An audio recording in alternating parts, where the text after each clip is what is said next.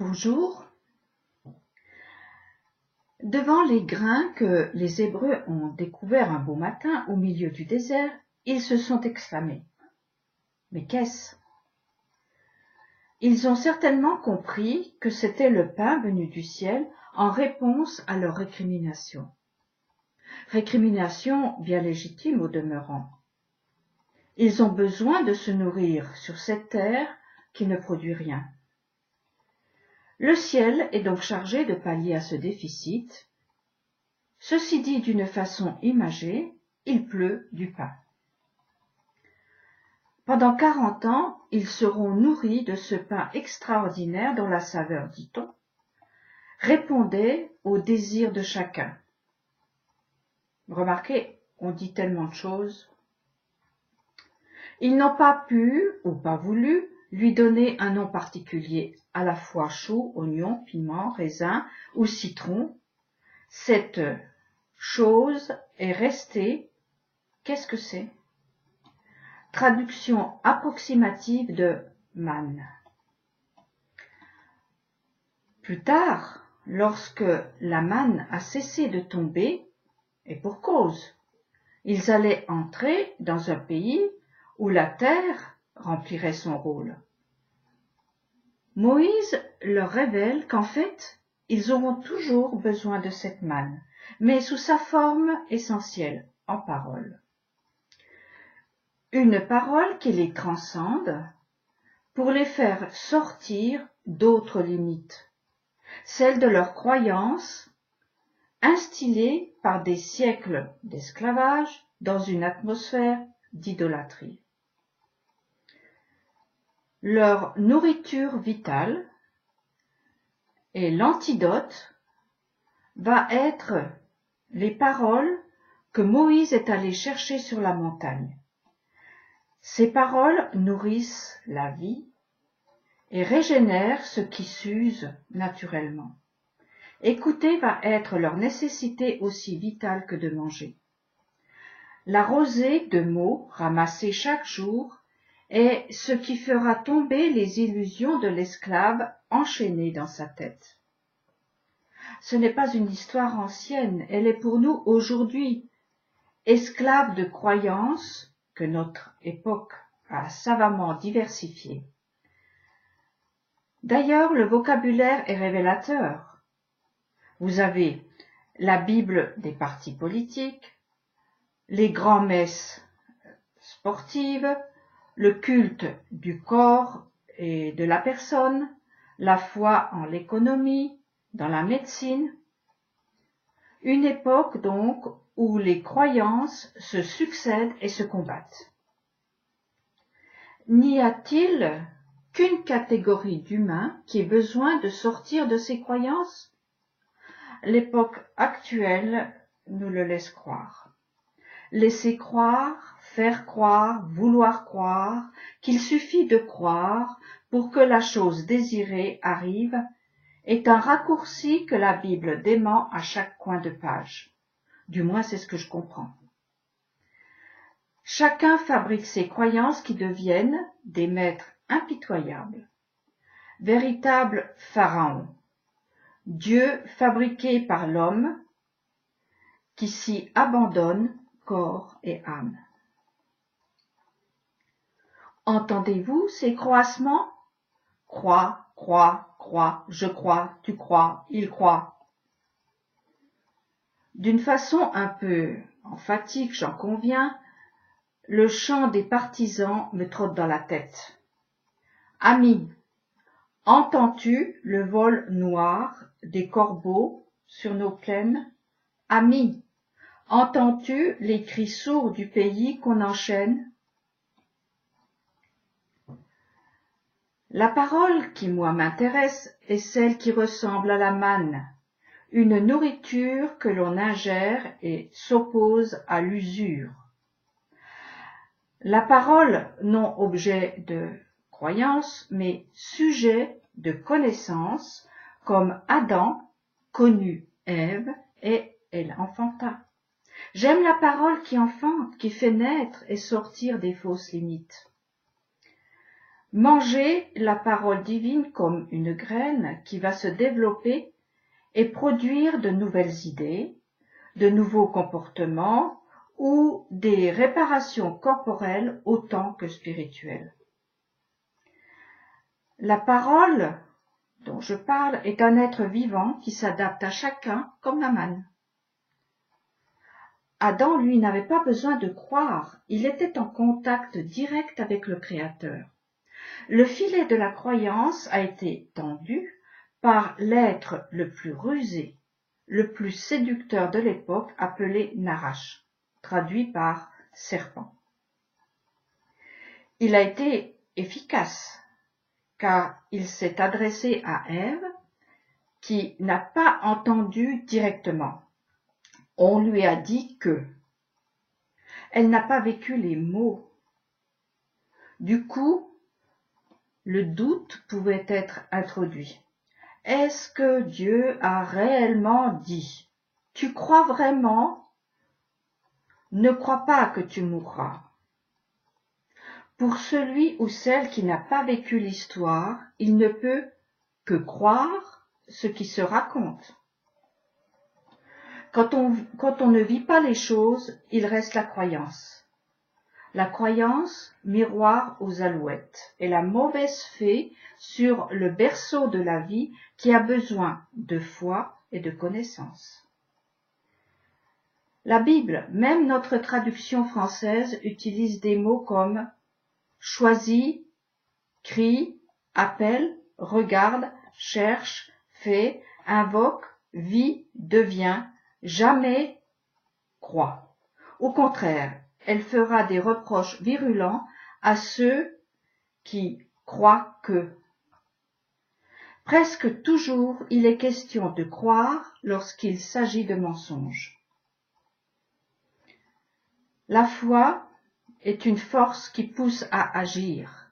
Elle anime, responsabilise, tandis que la croyance attend, comme le corbeau attend le cadavre. Elle se nourrit de ce qui est mort. Charognard le corbeau est d'une grande utilité dans la nature, mais son cri glace le sang, fige la vie. Crois, crois, crois. Il guette sa pitance. Foi, croyance, dans notre monde, il n'y a malheureusement pas de réelle différence. Les mots sont utilisés indifféremment. Pour sortir du piège de la confusion, il faut introduire le sens donné par le judaïsme, qui lui aurait disparu sans la émouna, qui est le choix de marcher sur le chemin d'une situation qui mène à un résultat. Dans cette phrase, il y a les termes marcher, situation et résultat, ce qui appelle à des actions très concrètes, qui n'attendent pas que ça tombe tout cuit dans la bouche. Alors, qu'est-ce que c'est? Oui, qu'est-ce que c'est que cette manne foi? Une force de vie, celle qui surgit lorsque précisément le chemin choisi est celui de la vie. Le prophète Habakkuk énonce: le juste vit par la force de sa émouna. C'est une forme d'intelligence qui se révèle lorsque le cerveau est arrivé au bout de sa logique. Au-delà du soleil, lorsque sa lumière est voilée par des situations où le chemin de la vie se dérobe sous nos pieds. On raconte l'histoire d'une mère qui a empêché une voiture d'écraser son enfant, une force cachée lui ayant permis de soulever la voiture. Dans ce cas, on parle de décharge d'adrénaline. Une réalité qui ne se manifeste qu'en cas extrême, mais qui est indispensable. C'est extraordinaire, mais naturel. Chaque âme humaine a ce niveau d'intelligence qui lui permet de marcher dans les ténèbres sans se blesser.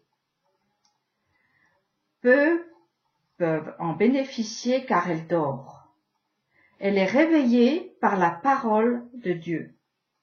Du sein de l'aurore t'arrive la rosée qui vivifie ta jeunesse, dit le psalmiste. Zéman.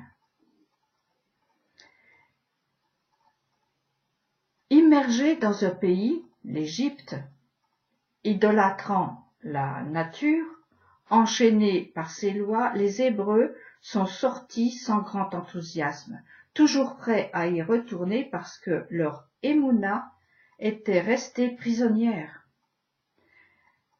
Elle se réveillera à l'aurore de chaque matin grâce au pain du ciel dont ils se nourriront. Ce qui s'est passé est contre nature.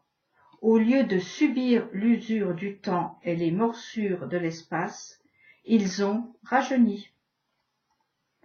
Le but de la sortie d'Égypte est certes une libération physique et mentale, mais l'essentiel est le réveil d'un monde au-dessus de la nature, celui de la Emouna qui brise les croyances. Ce monde est sous le règne de Hachem. Suivez les cours de maîtres juifs issus de l'école de Moïse et vous serez ahuris de la distance à parcourir. Les religions nous ont tellement enfumés avec leurs croyances que nous avons complètement perdu le sens de la vie. Désorientés, ficelés par des croyances, un nœud d'angoisse s'est formé au creux de notre estomac. Qui viendra à notre secours? Je suis l'Éternel qui te fait sortir. Invoque-moi et je te répondrai. Le Pharaon, lui, a répondu, mais qui est l'Éternel? Je ne le connais pas. Je ne laisserai pas sortir mes esclaves. L'Éternel, dans le judaïsme, est entre autres appelé l'existant, celui qui extirpe, extrait ce qui est, qui ouvre le présent caché ou prisonnier, extrait de l'être ce qui doit ou peut l'être. Éternel, le tétragramme, est le nom qui fait exister ce qui est possible, tout comme le nom Elohim permet la création. D'autres noms permettent d'autres actions. Chacun de ces noms fonctionne comme un outil pour réaliser telle ou telle tâche sur cette terre. Invoquer l'Éternel, c'est faire appel à la libération, exprimer, extirper, exfiltrer, exister, exaucer, extraire. C'est Hachem qui sauve. Les idoles font croire que, mais c'est faux. Attention, les noms des actions ne sont pas Dieu, juste le nom que porte l'action du Dieu un. Juste est une façon de parler, car il est inimaginable, impensable, en dehors et dans tout. Notre cerveau humain, limité, ne peut le concevoir. Invoquer l'Éternel, c'est demander l'action de faire exister plus que ce qui est naturel. Mais le naturel ne va pas aimer d'être ainsi dérangé, tout comme Pharaon. Il ne connaît que Elohim. Ce que le judaïsme apporte, c'est l'existant, à contre-courant, qui fait sortir ce que le naturel voile. Curieusement, le nœud au creux de l'estomac ou au niveau de la gorge est appelé vide existentiel,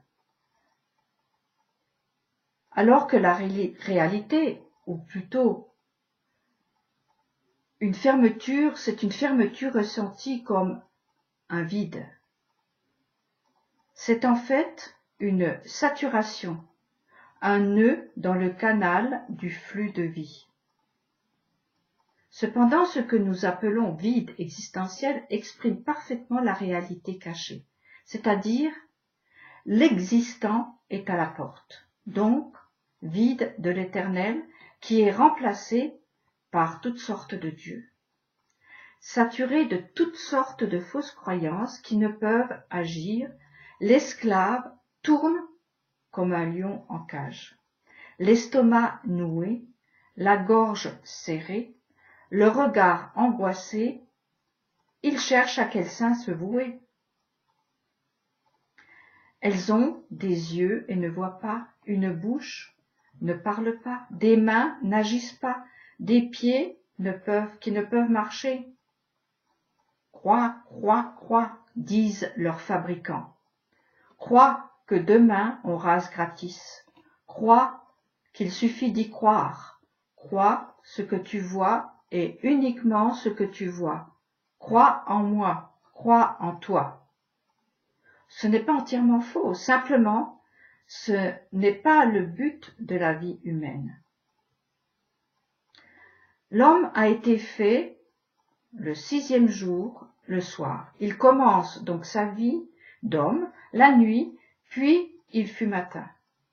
Il va à contre-courant.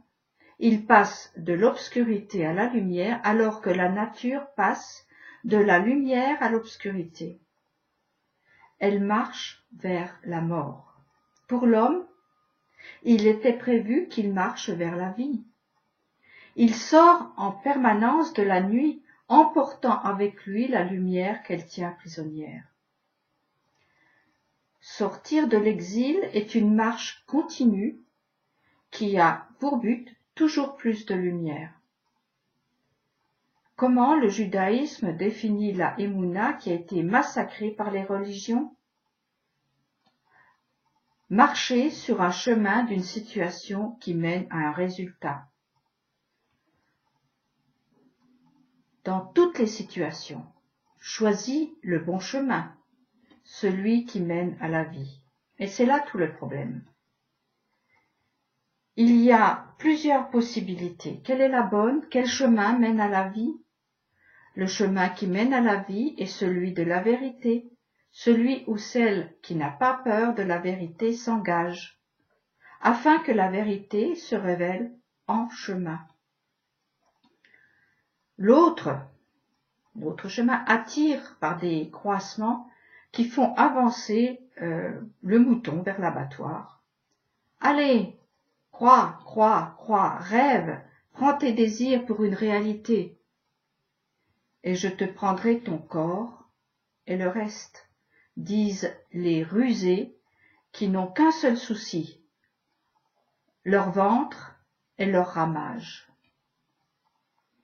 Avec mon mari, nous avons toujours été étonnés et désolés de voir des personnes qui ont commencé à se poser des questions, qui les ont poussés à rechercher la vérité et qui se sont arrêtés en chemin. En écoutant leur histoire, il s'avère qu'elles ont rencontré un corbeau qui leur a chanté sa chanson. Maintenant, crois, crois, ça y est, tu es arrivé, te voilà dans la bergerie, on va t'engraisser. C'est fou le nombre d'exemples que nous pourrions donner de ces colombes prises dans le filet de l'oiseleur. Nous avons envie de leur crier, mais continuez donc la route, avancez, continuez de gratter la terre d'où doit germer la justice. Comme vous le savez, c'est dans le programme de cette chaîne YouTube TV Bnei Adam de France. En chemin.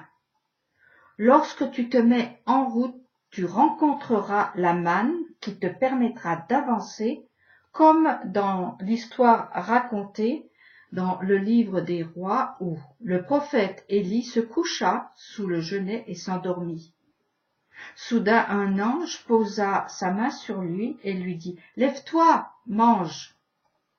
Il regarda et aperçut près de sa tête un gâteau. C'est un peu plus élaboré que la manne. Il mangea et but, puis se recoucha. Une seconde fois, l'envoyé du Seigneur vient le toucher en disant « Lève-toi, mange le pain du ciel. C'est que tu as une longue traite à faire. » Il se leva, mangea et but, puis, réconforté par ce repas, il marcha 40 jours et 40 nuits jusqu'à Horeb, la montagne de Dieu. Alors moi, je vous dis, je te dis, ne t'arrête pas, encore un pas, un autre, puis un autre, et les corbeaux se lasseront. Tu y arriveras sur la montagne de Dieu où fuse la vérité. Ce sera mon mot de la fin. Ne te lasse pas, monte encore. Bonne journée à tous.